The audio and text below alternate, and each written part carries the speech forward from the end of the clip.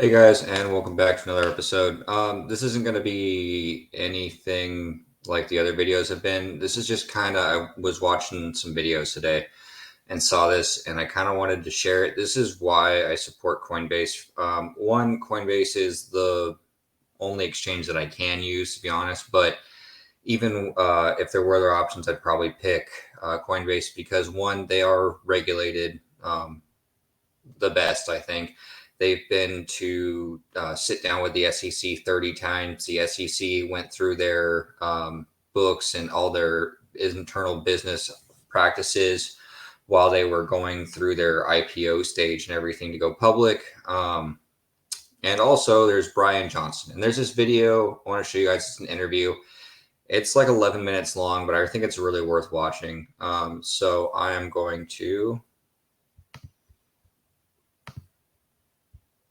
see you again, Julian. And look, I want to get right into this conversation with Brian Armstrong, the CEO of Coinbase. Brian, let's kick off. Look, it's been an interesting start to the year for Bitcoin. We've seen a big rally, markets generally higher. What's been driving that action? Yeah, well, I mean, just zooming out, we've seen crypto go through many different cycles over the last 10 years. There's probably been 4 of these cycles where there's rational exuberance and despair. And so we always just try to zoom out and not get too attached to short-term price fluctuations. But I think you're right. Bitcoin's up 71% year to date. We may have seen the bottom.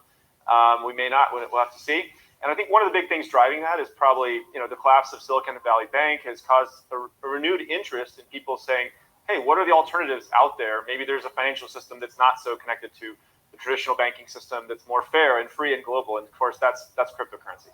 Yeah, when we look at a bit of the data, we're not yet seeing retail participation back. Volumes remain quite thin.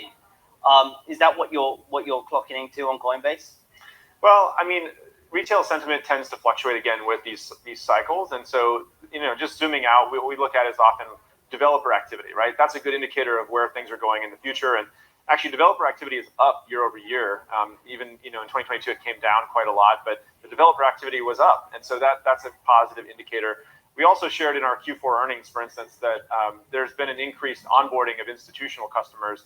So I think there's been, even though the market has had some turmoil, there's been a flight to quality. And Coinbase is really, the only publicly listed company in the US. Our financials are audited. And so people who want to participate in the crypto space, they're going to come to Coinbase. And look, your share price is up 90-odd% this year as well, in tandem with what we've seen in the market. Investors are looking at Coinbase's business, wondering what's going to happen next year. Is this a year you return to profitability? Well, I don't want to make any, future forward-looking statements, but I will say I shared this in our Q4 earnings as well. We're adjusting the business to sort of generate EBITDA in any market environment, whether that's up or down. So, of course, we had several cost reductions, headcount reductions over the last year. We really want to operate the business with operational efficiency so we can generate that EBITDA. And one thing that was really positive as well, we've seen a big shift in our revenue away from trading fees towards subscription and services, we call it. And so that's now almost half of our revenue. It's making our business a lot more predictable through these big up and down cycles. Are you expecting to have to do any more layoffs this year? No. We model out every year with a bull, base, and bear case. And through any of those scenarios, we don't think we'll need to reduce headcount further. But, no CEO can predict the future perfectly. And you always have to make sure if something really unforeseen does happen, you adjust quickly. I know you've been very interested in international expansion here in the UK, in parts of Europe and elsewhere as well. One jurisdiction I wanted to get your thoughts on was Hong Kong, because this is a fascinating one. The Chinese mainland cracked down on crypto over the last 2 years. Now Hong Kong is sort of trying to position itself as a crypto hub. Is this a new market you're looking at in terms of expansion? Yeah, I think it's really exciting what's happening in Hong Kong. It is kind of paradoxical with the Chinese government, taking over it. China has, of course, banned crypto as sort of an oppressive regime.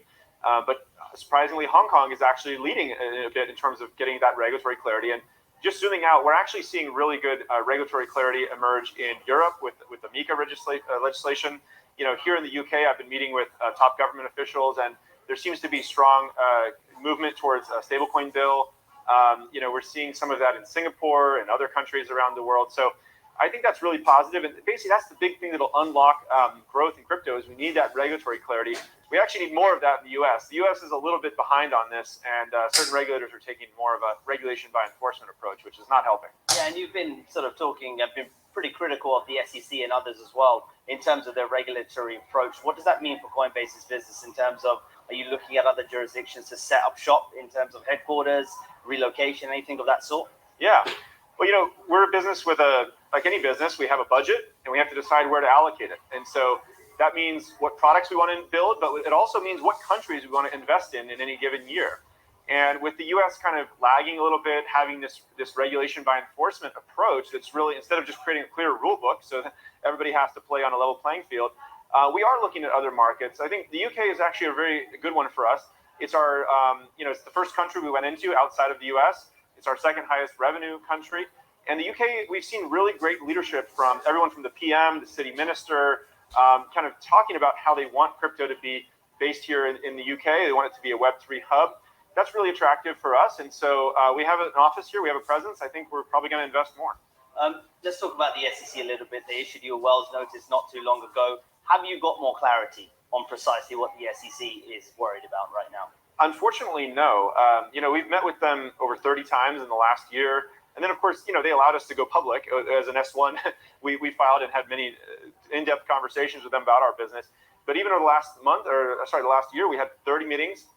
Never got a single piece of feedback from them about what we could be doing better or differently. And then this Wells notice arrived. And so it's really unfortunate. I think we're going to have to actually end up going to court to get the clarity we need and create that case law. It's an abdication of responsibility. I mean, the regulator's job is to publish a clear rule book and allow that market to be safe, but also to flourish in that country. And I think they've completely abdicated responsibility. Investors are worried that this could turn out to be a years-long battle. We've seen with Ripple, for example, and the SEC, this is been going on for some time. Are you prepared for a battle with the SEC of this kind of length? Absolutely. I mean, we never seek litigation, but it seems in this case that they have initiated it. And if we need to get the courts to get the clarity that we need, then we're very prepared to do that. I think the law is on our side, and the SEC has to follow rule of law. I think their actions would not be sympathetic to a jury. And so we're very prepared for this. We're going to court to win, just to be clear. I think we have a very strong case, and that's exactly what we intend to do. In terms of regulation in the US, what is it that you would like to see at this point? Because the SEC has been very much leading by enforcement at this point in time. Other jurisdictions like here in the UK very much thinking about how to bring crypto assets into the regulatory fold, etc. So what is it in terms of the US that you'd like to see? Yeah, so there's a few pieces. I think, getting a clear stablecoin bill passed in the US, that would be a great first step. There's a couple parties already working on this. The next big piece, I think, would be to get comprehensive legislation around the centralized actors in crypto. Let's not, figure out the decentralized thing. I'll talk about that in a second. But there's clear consensus that the centralized exchanges, custodians, et cetera, should be regulated. They can apply a lot of the best practices from traditional financial services. Europe has already done it. UK is working on it. So there's no reason why the US needs to be left behind. I think getting clarity about what's a commodity and what's a security. We have this crazy situation right now where the heads of these two federal regulators in the US are making contradictory statements almost every few weeks about, Ethereum, for instance. Like the CFTC says it's commodity, the SEC says it's security. So of course, how is a business supposed to operate in this environment where even the federal regulators can't agree? The Chair Gensler would argue, well, look, we've told you what they are. We've said what a security is. We've been very clear on that. Yeah. But what am I supposed to do if the other federal regulator that we have to work with is saying something contradictory, right? And I want to make a good point here, which is that, him making a speech is not regulation. It's offering an opinion.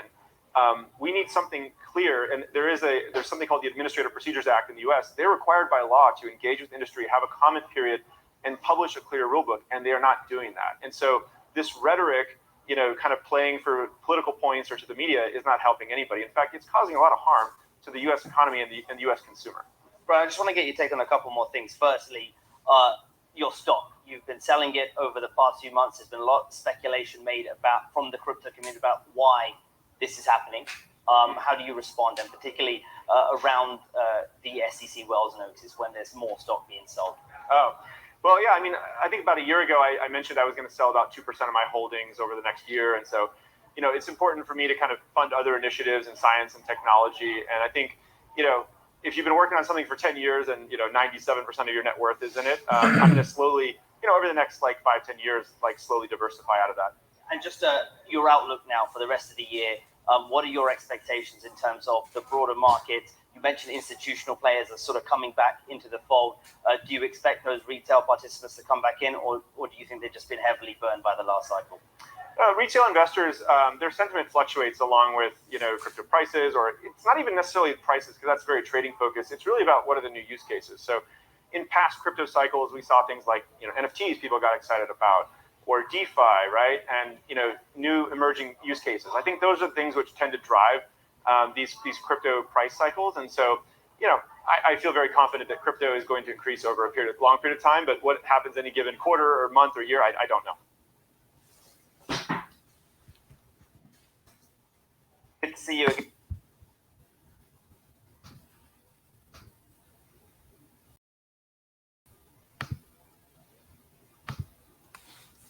All right. So what did we learn from that? One, that Brian Armstrong is going to fight the SEC and Garry Gensler because they have no idea what they're doing and keep telling everyone different things.